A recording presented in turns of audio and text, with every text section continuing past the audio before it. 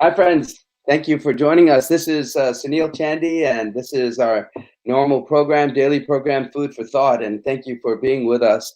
This is a program out of Christ Episcopal Church in Westerly, Rhode Island. And we thank you for being with us. Say hello to us. Tell us that you are here. Oh, and I've got my phone in there. Hello, Jan. Thank you for being with us. Thank you again for all that you do. I think you're a top fan here. You watch us all the time, and of course, I'm thinking of you all the time. I think you and you've been a wonderful parishioner and a lovely lady, and of course, I miss Don, your husband, but just thanking God for your friendship. I also know that is it Ben is on, Gail Lansing. Gail is on as well, watching. Say hello, Gail, and peace to you. Thank you, Mary. Of course, Mary. Thank you for watching us and being a part of our community. There might be others who are on board here too as well. So please say hello. Help us to greet you so that we could tell you that how much we appreciate your support and your presence with us on this ministry. And of course, don't forget to, when you are able to, if you find this to be helpful, Food for Thought and all the various guests that we have, if you find them get helpful, find our conversations helpful, share it to the world, share it to all the people around you. The more people we could reach, the better it will to send out a positive message. Share it on Facebook, share it on all the different platforms that you have, that you're on, Facebook, YouTube, Instagram. Share it wherever you can. Also, want to thank Dorothy for watching. Dorothy is our parish secretary, and she's always a joy. And I really can't wait till we get back into our normal staff meetings. We do have staff meetings. We do it by virtually, and it's wonderful. But it's not the same thing as being in person. But although we do have a great time touching base with each other. Dale, thank you for being with us too. God bless you. And I know that we thank you for your presence. Yes, Dorothy, great to see you too. So today we will have Sharon on for us. Tom, thank you for watching with us as well. Sharon Younkin, who is a counselor and a therapist, and she's going to be on with us, and she's going to be talking to us about a thing that I think is going to be an issue, or not an issue, but a way of being that I think is going to be very helpful to us, especially as we face the very many challenges of our life, and in particular, this particular challenge of our COVID-19 situation, a challenge that we as a nation are facing, a church community is facing, the nation is facing, and the global community is facing. And how we face this challenge will say something about who we are, and then also will teach us something so that we will always be able to face the next challenge that will be coming down the line, because we know life in all its wonderfulness is also filled with great challenge and struggle. So we understand that. And so this challenge and how we approach it, how we deal with it, what we learn from it will help us in the next one and help us to live our life in a joyful and hopeful manner. And that is our hope. That is our Christian hope. So one of the things that I've always been taught, and my father said this to me, and it's very close to Father's Day, but he used to always pass on these wise sayings, and sometimes I might get confused. It might have been my mother who said this too. So it's like either one of those two wonderful people in my life. They always said, and it may be kind of cliche, but a family that prays together stays together. And then I love that statement because it just helps. Because when I was growing up, I always had either morning prayer. We'd all get up in the morning early and pray together, and then And in evening prayer, we'd have a prayer in the evening together, and we'd end our day together in prayer. And so that was always important for us, and it was important because when we prayed for each other, our family came together. It was also a time to talk and to kind of engage in helping us to understand who we were, and some of the challenges we were facing throughout the day. And it was a good time to just collect ourselves and encourage each other as we thought about the next day or at the very beginning of the day. And so that was always important to me. A family that prays together stays together. Um, and then the second thing is that, and then it's a little play on the words. A family that plays together stays together. And I never really thought about that before, but it's true. I mean, uh, when we when we were playing, so I grew up with in a competitive family, and my brothers and my sister especially. She's the youngest one. Um, uh, Always competitive, you know, and we learned about each other. And whether it was sometimes my father and all of us would put on some music and we danced together, or sometimes it would be just going out there and playing soccer, or you know, kicking the ball together. Uh, it just bonded us together in a way that was special and unique. It also helped us to kind of deal with the stresses of the day. And I think that's one thing that we might consider doing: praying and then playing as we deal with the challenging aspects of our lives. And trying to do that not just alone. Alone is good. Yeah, I mean, praying alone, meditating alone is good. Praying the morning prayer is good. It's encouraging. But trying to see if you could do that in a group, praying with a group of people, a community, maybe your family. As and if not every day, then occasionally, but with some regularity, calling you guys to meet together and doing that. And as you do that, there'll be, I am certain, a bond, a powerful bond that'll be created. Initially, people might argue. They might say, "Oh, it's too much of a waste of time," and all of that. I know, I hear it all the time. My kids tell me all the time when we're calling for family prayer. But when we do it, when they do come together, initially there's complaints, but then afterwards there's acceptance, and then there's there's an opening for conversation. So praying together, and then finding time to schedule to play together. I think that will be very important. I know it's important. The other day, just yesterday, Father's Day, my kids and I and my wife Simi, we sat there together around a fire, and we just playing, just being with each other.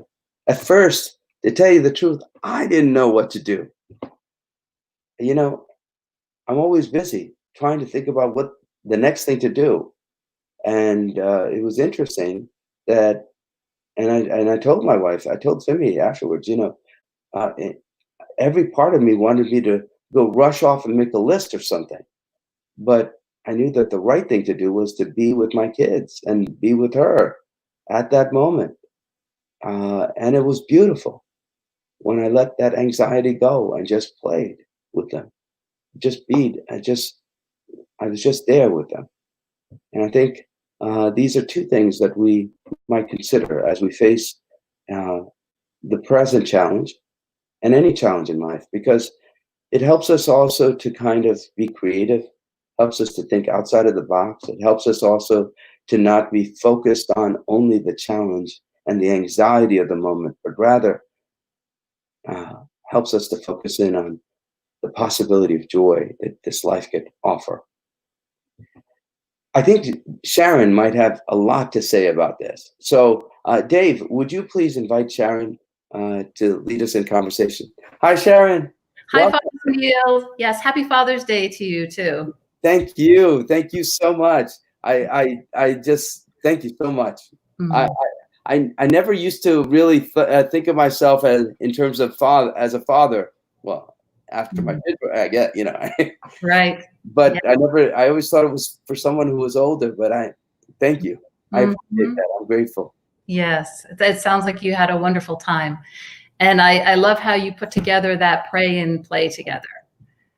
I Yeah. think, you know, bringing one is about, I think probably, values based, and the other, but well, both are kind of, but, praying together and based on your similar values and what you view to be important in this world. And then also the kind of the self-care piece too, of the play part and working on your relationships. And so it kind of reminds me too of what I've been thinking about based on what we discussed. And that's just, we've been talking a lot about ands, and versus or.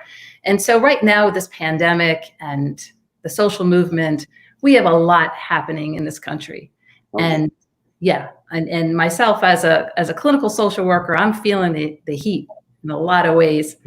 And so I guess in terms of and what I think about contributing, meaning helping others, and helping ourselves. And so just a quick note about the contributing piece, because every week we just have so much going on, to just remind folks that one way to also a distress tolerance coping skill is to contribute and think of others. And if you are faring, fairly well during the pandemic, just to remind folks that as of 2017, according to the US Census, we had approximately 13% of Rhode Islanders living in poverty. And so my concern is, just as, with the pandemic, that number is going to grow.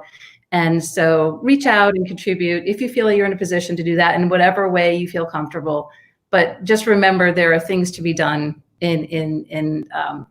so the contributing part. But then moving on to also the self-care, because I know I'm finding myself in that situation where it seems like there's so much work to be done that I'm losing track. And I have to sort of recalibrate myself right now. I have to bring myself back to, I have to take care of myself too. And I think that's the tendency right now for all of us, to start to feel that strain. And two ways that you and I discussed. One is the fundamentals of self-care, which I talk about in a video that I made called "Taking Care of Your Body to Take Care of Your Mind." And you can actually go to the RICBT website. The video, it's about 5 minutes. But I talk in there about the fundamentals of self-care and please skills. And so PL stands for taking care of physical illness, like taking your medication. E would be for exercise. A is avoiding mood-altering substances. S is for sleep, and E is for exercise. So eating healthy. I said eating healthy and exercise, right? Yeah. So I walk every day for 2 miles. I've been doing that for about two months, I guess now. And so making sure you keep up with your daily exercise. Those things are really important those are the fundamentals in terms of emotional well-being.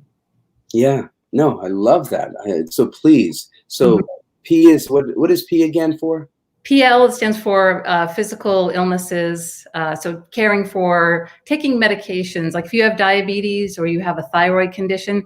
Some people don't know this, but if you have untreated diabetes or untreated thyroid conditions, you can have symptoms of anxiety or depression.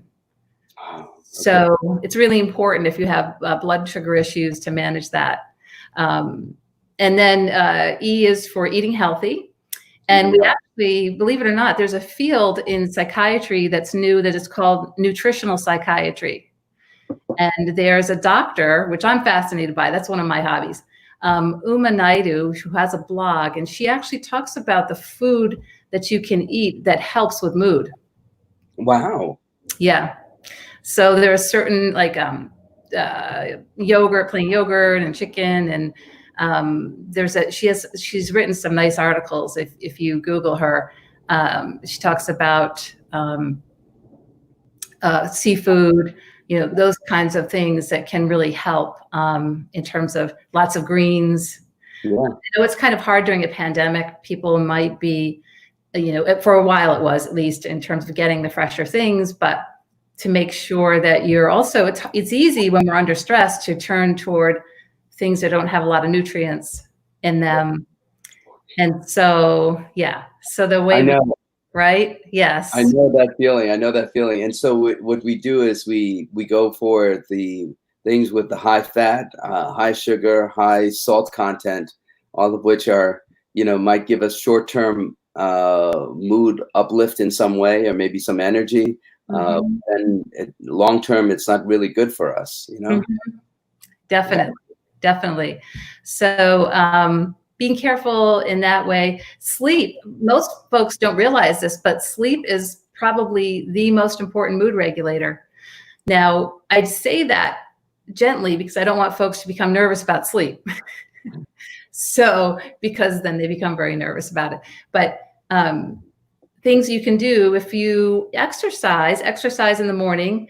And the two things to help you sleep that are most important would be daily exercise and going to bed at the same time and waking up at the same time, and not sleeping past 9:30 any day of the week.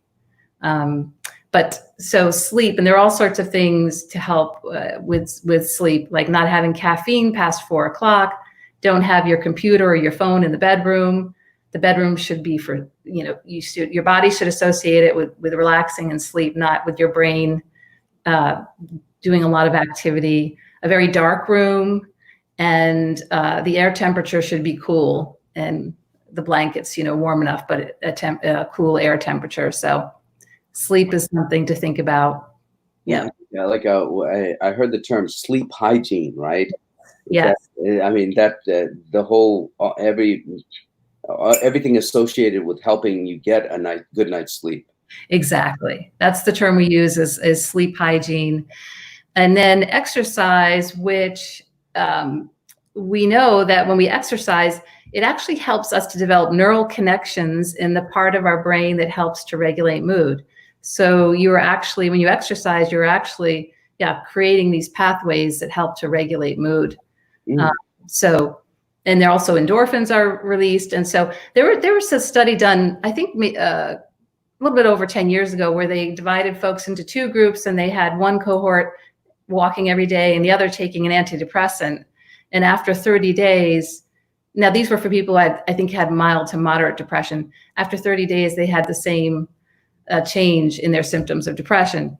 Now, this is to say, for someone who has moderate to severe depression, oftentimes medication is needed in addition to psychotherapy.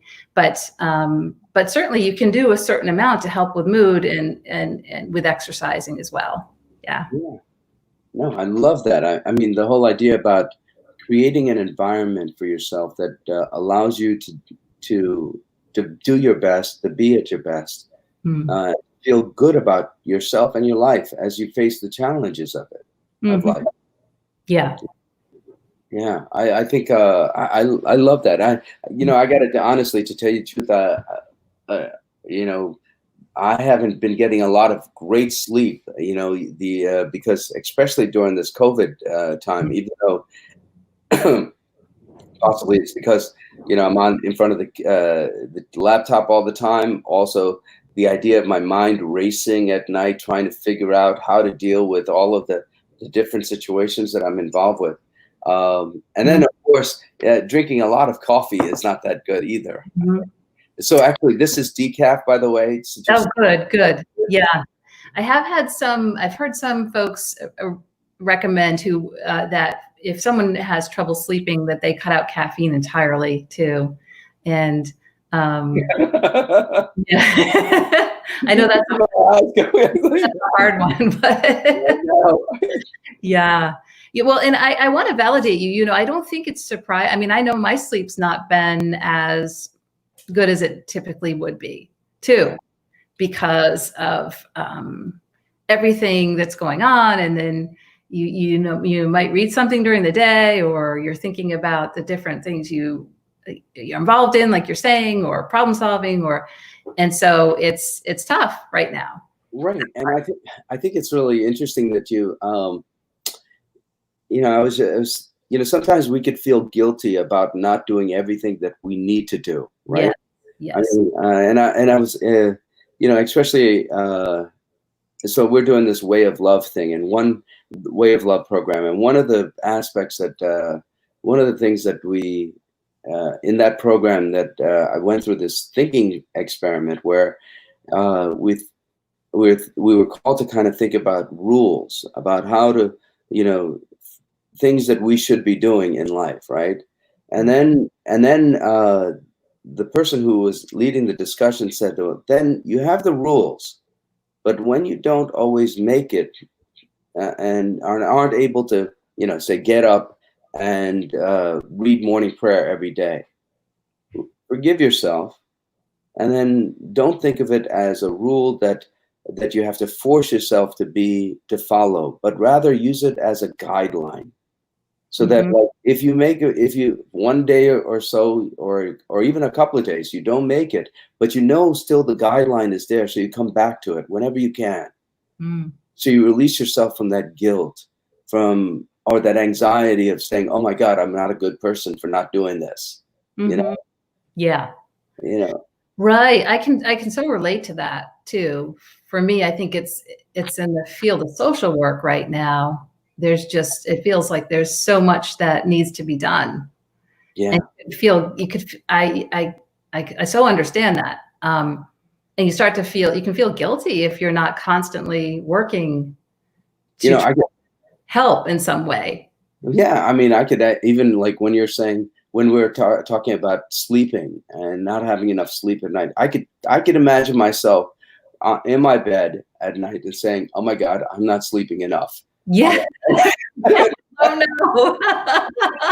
Oh my God, why aren't I sleeping? What's wrong with this thing? Oh, please don't do that. No, but the idea being, yes, sleep is necessary. Yeah. Let it go. If you do what you can. Exactly. You do what you can to take to make sure the bedroom is set up in a certain way, and you do certain things. And then if you can't fall asleep, you just try to be easygoing about it. Like, well, my body's resting, and that's something that's helpful. Yeah. And take the pressure off. And there's also something that I use. It's called middle of the night thinking, where I realized that a lot of times this is a phenomenon where people will start to worry in the middle of the night, and their problems will seem 50 times worse in the middle of the night. You ever notice that? And then once they get up and they're getting ready for work or whatever, they think about the same thing, and they're like, "Oh, I'll just do this, that, and the other thing." So I realize, what I'll just say if I am worrying in the middle of the night, I'll just say, "Oh, this is middle of the night thinking." It doesn't even make any sense to try to problem solve, because I know it's going to be so distorted. I really won't see things clearly till the morning. Yeah. And doing some breathing, deep breathing help too. Yeah. So, but I think too, I want to talk about play too, because I think we can start to feel so guilty about all the things that we need to do right now and how we need to be there. And I know that's happening a bit with me. And I think I'm losing a little bit of my contact with my playful side. And I'm actually a very playful person. Oh yeah, and I've played with you before. Yes. Cindy and I, we had a dinner with you and Patrick and a group of other folks, Tammy and Dave, and we were playing a game. I don't even remember. Cornhole. What's that again? Cornhole. Yeah, and all I can remember was you were competitive. Yeah, I was competitive. And so was Timmy, which was really interesting. Yes. Yes, she has all my respect. I played a lot of sports in high school and college, and when I'm defining play though here, actually, I'm defining play as things that we do simply for the joy of doing it. So with no goal. So that was a form of play, but it was also, there was a goal that I had in mind, but I think when we say play here too, just for the joy of something, like for me, the things that I dance, you've seen me dance too. Yes. I love dancing. When the Taste of India, like that was such a joyful occasion. Yeah. I was thrilled that we were in this group and there was music and people were dancing. And to me, that is the definition of play. And when we do that, in fact, apparently it was Plato, who said that you can discover more about a person in an hour of play than you can in a year of conversation. And so I think, right, and there's also a Dr. Stuart Brown who's out in California at the National Institute for Play, and he talks about how we are designed to play throughout our whole lifetime. And I think as adults, we lose contact with that. We think it's just for children. And as a matter of fact, it's a basis of human trust. The basis of human trust is through play signals, and groups gain a sense of safety through play. And he goes on to talk about how humans are the most playful creatures, which then helps, which is why we're also some of the most adaptable. So play is important for emotional health. It's important for adaptability. It's important for creative thinking. It's important for social connection. And we don't do nearly enough of it. In the group that I run called Designing Your Life, we talk about 4 areas. We talk about work, play, love, and health. And of course, health is the foundation. That's what we just talked about with the play skills. But play, I consistently find that when we assess people's areas, play is always severely lacking. And I think people think they're too mature for it. Or it's a waste of time. You know, that's maybe waste of time. And I'll say to them, well, why do you get the oil changed in your car? I have an old car. I don't know. You still do that, right? For most cars, I don't know, maybe you don't, but at least in my old car you do. And not because there's a problem, but because you don't want there to be a problem. It's a kind of thing, you know? Yes. Oh, I love that. That's a great piece of advice. Mm-hmm. Yeah. So these self-care things, these things around play, and, you know, so I'll do little things too all the time. I was born on Halloween, so I view it as my rite of passage to dress up whenever I can. So I'm like Wonder Woman. Wonder Woman, all right. And I have my shamrock leggings I wear on St. Patrick's Day with a green wig. And these are just, you know, harmless, fun ways to express yourself and tap into play. I have a very serious and rewarding profession, and I need to play also to make sure that I keep the balance, you know? Yeah. And there's it's interesting, like there's a humility that comes out when you're willing to play, when you're willing to kind of be open to that, you know? Yeah, it's interesting because and that made sense to me then when I was reading Dr. Brown's comment about how when we give play signals, that's the basis for trust. When animals play, when they, you know, let down their guard and they play, there's a trust there. Yeah. So they feel they feel safe. They feel safe to let down their guard and play and not attack. You know, I think that might be a good idea for you to come and do a play session with our vestry one day. One of the things that I did do in my designing, well, when we were doing the groups in person, it's harder over, you know, through video. But I start out the group by having everyone have a small thing of Play-Doh in front of their seat that they can work with during the process of the group. And then every week, I haven't put their initials on the Play-Doh, and then every week I move the Play-Doh around randomly. So people's seats change every week. Wow. Oh, so do they actually look for their own Play-Doh, or do they? Okay, so they change the seats in order to look to get. Oh, okay. And it's kind of fun because I just randomly, it's play for me. It's fun. It's like a game for me. I never know where the Play-Doh is going to end up. It keeps people thinking flexibly. It forces them to kind of interact with the different members of the group. Yeah. Mm-hmm. That's good. That's good.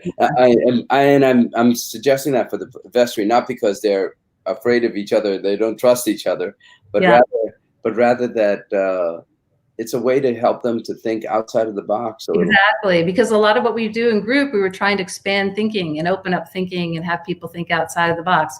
You know, sometimes people don't want to play because they think, they don't deserve it either. They don't think they're allowed to enjoy themselves. That's part of it. Or again, they think it's foolish. There's not a goal attached to it. But there's a lot of also neuroscience behind it to say that, I mean, children need it literally to actually develop properly. So yeah, it's important. It's really important. Mm-hmm. I just wanted to. There was a. I was just meeting with one of my friends recently, and I remember, he and his wife and Simi and I went with them and another couple to the Jersey boardwalk. You know, and I've lived all of my life in New Jersey, but I've never really walked a boardwalk. Really, I Mhm. mean. Everything in my life always has to is tied to a goal somehow, Yeah, And then I said like this, well, Walt, what are we going to do here? We're just going to walk.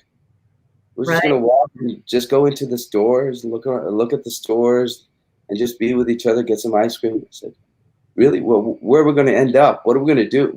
What? Exactly.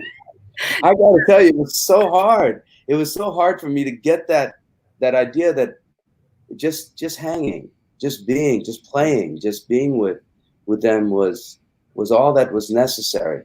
And I'll tell you, that was one of the most refreshing times that Simeon that I had, and Simeon and I had. Which Yeah. and part of it is that Simi's much more used to just being with people, and again, it was a new way of thinking for me. Um, Yeah, it's hard to change that. I think I was very much like that as a child. Um, I grew up in a neighborhood where we were constantly playing, riding bikes with no hands and no helmets.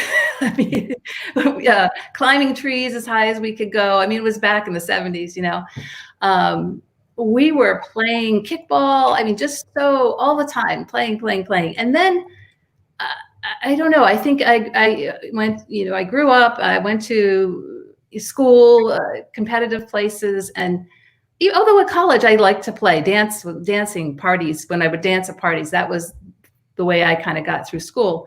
But I think I started to, as more and more responsibilities, and you start to think of, and I've reconnected to it over the last several years. I've intentionally reconnected to it. My partner, Patrick, loves to play. He loves to have fun. And he's been very helpful for me that way. He has helped to bring me back and connect me to, I'm gonna get emotional, to that earlier time. Yeah. a joyful time. Yeah. Sharon, thank you for sharing this and sharing your life with us in this way. Yeah. I know that people use this is an opportunity for us, right? Hmm. We're in a new way of being, and we're not rushing around as much as we used to. And Hmm. maybe this is a God-given opportunity to find some time to play. Exactly. Exactly. I think it's something that it's helped me to reconnect to these other parts of myself that were really creative, and it's helped me re-energize me and bring tons of positive, I think, energy back into what I do.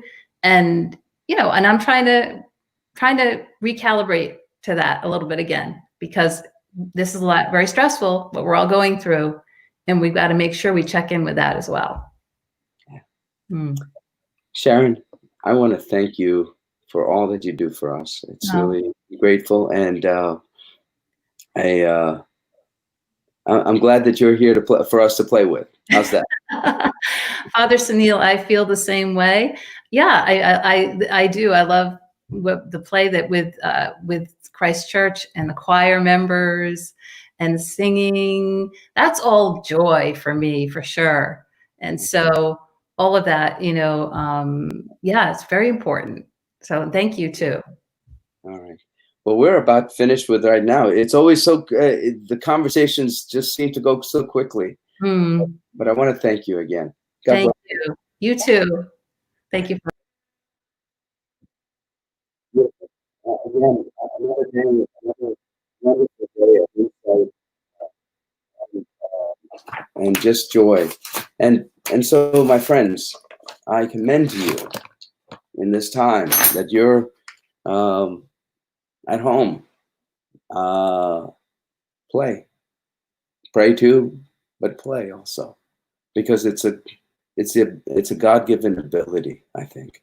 And if we are able to look at it as a gift and enjoy it, then I think it'll be a blessing to us and from us to us, from us to the world around us. Let us pray together. The Lord be with you. Let us pray.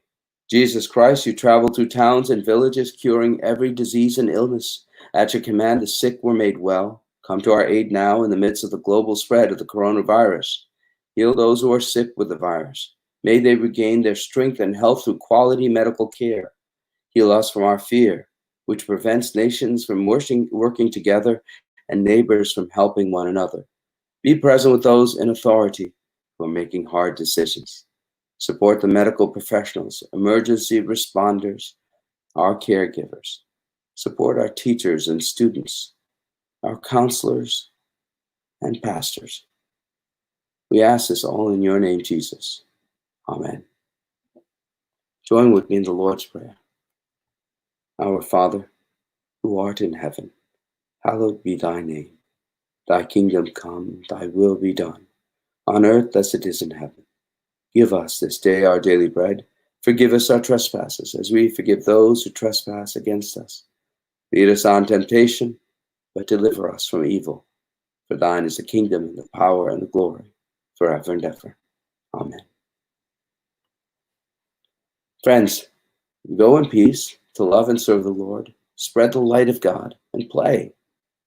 Play, because it is part of the light of God, and because the world needs that light right now. Thank you.